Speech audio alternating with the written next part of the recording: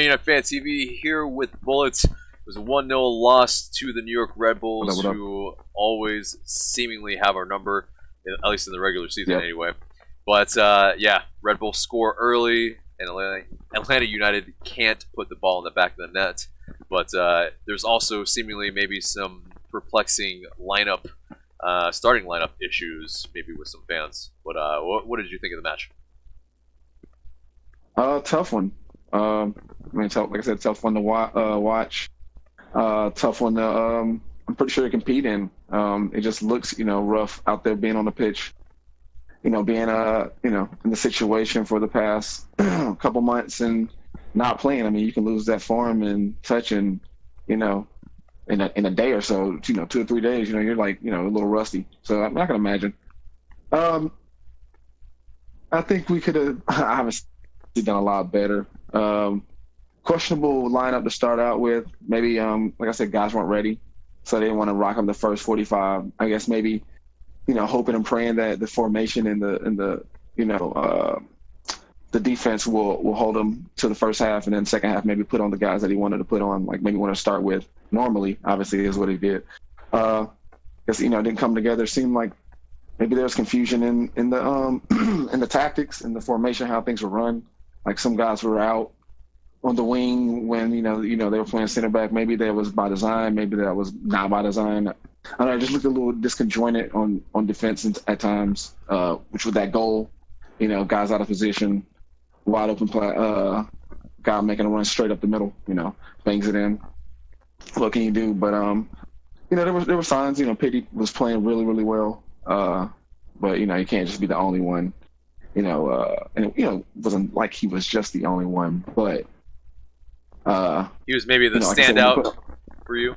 Yeah, he was definitely the standout. Bello looked good. That unlucky chance he had off the bar was but it's promise. So you got to look at those bright sides of the match rather than trying to harbor on all the negatives and things like that. Like when Rbny came in, there were stretches of play at the end where I know cats are getting tired, but he's coming in a fresh guy, but you see the difference of a player like that who comes in, who can dribble through the midfield, make people miss, and play a ball, complete to the outside, now catching the defense, running backwards, that's the kind of guy you want.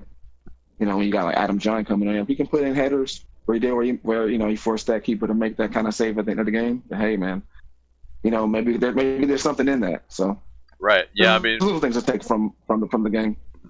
Yeah, definitely. I mean, it seemed like we had our chances. But pretty unlucky. Maybe at the end of the day, maybe didn't have the right touch. Maybe didn't have the right players to maybe put away those chances. But in terms of maybe glimmer at the end of the tunnel, do you see when we play FC Cincinnati? Is it something that gives you hope from what you saw from the performance today, result aside?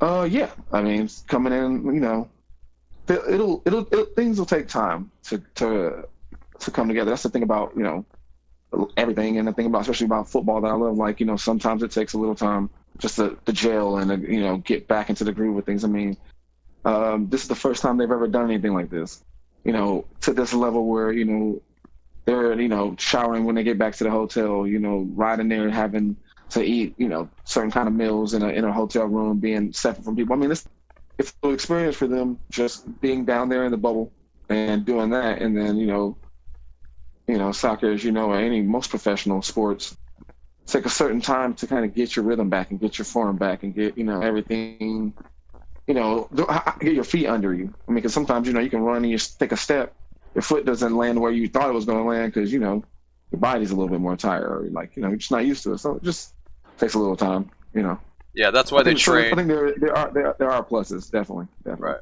That's why they train. That's why they, it becomes muscle memory. Yeah. Exactly. And to speak to your point about it being something that's difficult for them and that they need an acclimation period. What do you think works so well for New York Red Bulls? Repeat that. I'm sorry. Yeah. What did you think works so well for New York Red Bulls for them to get the results today? Oh, well, they pressed well. They hit us on the counter, and we just looked slow and disjointed. So I mean, you can just step into those open positions, press the guy. We also didn't look like we always knew where people were going to be when we got put in pressure situations.